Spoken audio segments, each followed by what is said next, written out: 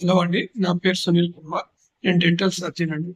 నా క్లినిక్ వచ్చి SK Prime Dental Hospital Sangareddy. So, ఇవాళ డెంటల్ ఇంప్లాంట్స్ గురించి మాట్లాడడం జరుగుతుంది. సో, జనరల్‌గా ఏంటి అనంటే డెంటల్ ఇంప్లాంట్స్ ఎవరు పెట్టుకోవాలి? సో, డెంటల్ ఇంప్లాంట్స్ ఏ ఏజ్ వాళ్ళు పెట్టుకోవాలి? అండ్ డెంటల్ ఇంప్లాంట్స్‌లో సైడ్ ఎఫెక్ట్స్ ఏమైనా ఉంటాయా? డెంటల్ ఇంప్లాంట్స్ లాంగివిటీ ఎంత వరకు ఉంటదనేది ఈ టాపిక్‌లో డిస్కస్ చేయడం జరుగుతుంది.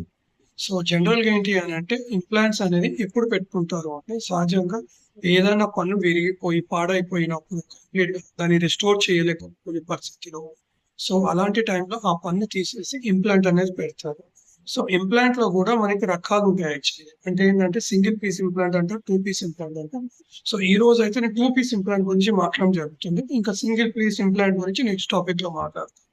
సో, ఇప్పుడొచ్చే 2 పీస్ ఇంప్లాంట్ అనేది ఏంటి అనంటే, జనరల్‌గా ఇప్పుడు పన్ను విరిగిపోయి, పాడైపోయినంక తీసేస్తాం గదా! తీసేసినాక ఆ ఇంప్లాంట్ అనేది 2 పీస్ ఇంప్లాంట్ ఇమ్మీడియేట్‌గా రెస్టోర్ చేస్తాం. అంటే పెడతాం. ఎముక లోపలికి అమర్చుతాం. అమర్చినంక దాన్ని టైట్ చేసినాక, తర్వాత దాన్ని సర్జికల్ ద్వారా మనము స్టిచెస్ అనేది వేయడం జరుగుతదండి. చేసినంక ఒక 7-8 డేస్ లోపల స్టిచెస్ అనేది తీసేస్తాం. తీసేసి తర్వాత 1 వీక్ తర్వాత సూచర్ అనేది తీసేస్తాం. తీసాక జనరల్‌గా ఇంప్లాంట్ అనేది ఒక 2-3 మంత్స్ వెయిట్ చేయాలి. ఎందుకు అనంటే ఇంప్లాంట్ అనేది ఎముకతోటి కంబైన్డ్ బాండ్ ఫార్మ్ అయితది. సో, కంప్లీట్‌గా మనకి ఇంప్లాంట్ అనేది బోన్‌తో మెర్జ్ అయిపోతుంది. సో, దానివల్ల ఏంటంటే దాని షెల్ఫ్ లైఫ్ లాంగివిటీ అనేది పెరుగుతది. సో, అలా 2-3 మంత్స్ తర్వాత మనము ఒక ఎక్స్‌రే అడ్వైస్ చేస్తాం. ఎక్స్‌రేలో చూసి ఇంప్లాంట్ బోన్‌తో ఫ్యూజ్ అయిపోయాక కంప్లీట్‌గా అప్పుడు మనం ఏం చేస్తాము అనంటే దానికి ఓపెన్ చేసి దాని లోపల ఒక అపార్ట్‌మెంట్ అనేది ఒకటుంటది. ఆ ఇంప్లాంట్‌కి అపార్ట్‌మెంట్ పెట్టి మనం సైజ్ అనేది ఒకటి తీసుకుంటాం. తీసుకున్నాక తర్వాత ల్యాబ్‌కనేది పంపిస్తాం. ల్యాబ్‌కి పంపించాక ఒక క్యాప్ తయారై వస్తది. ఆ క్యాప్ అనేది మనం సిమెంట్ తోటి ఫిక్స్ చేసేస్తాం. ఇది ప్రొసీజర్ అండి. సో, జనరల్‌గా ఇంప్లాంట్ అనేది ఏజ్ డ్యూరేషన్ అంటూ ఏమి ఉండదండి. సో, మనం జనరల్‌గా ఒక 13 ఇయర్స్ నుంచి 90, 100 ఇయర్స్ వరకు కూడా పెట్టుకోవచ్చండి. సో, ఏం ప్రాబ్లమ్ ఉండదు.